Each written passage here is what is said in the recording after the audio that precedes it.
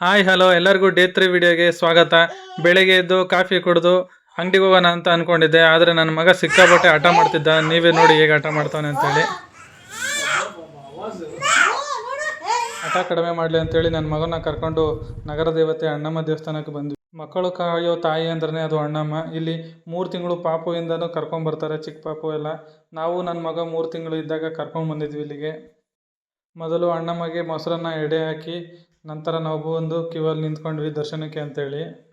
ಅಣ್ಣಮ್ಮ ಬೆಂಗಳೂರು ನಗರ ದೇವತೆ ಆಗಿರೋದ್ರಿಂದ ಬೇರೆ ಬೇರೆ ಕಡೆಗೆಲ್ಲ ಕಳಿಸ್ಬೇಕು ಅಂತೇಳಿ ತುಂಬ ಚೆನ್ನಾಗಿ ಅಲಂಕಾರ ಮಾಡಿದರು. ಮತ್ತು ತಮಟೆ ಸೌಂಡ್ ಅಂತೂ ನಿಂತ ಜಾಗದಾಗೆ ಕುಣಿಬೇಕು ಅನ್ನಿಸ್ತಿತ್ತು. ಕೇಳಿಸ್ಕೊಳ್ಳಿ ನೀವು.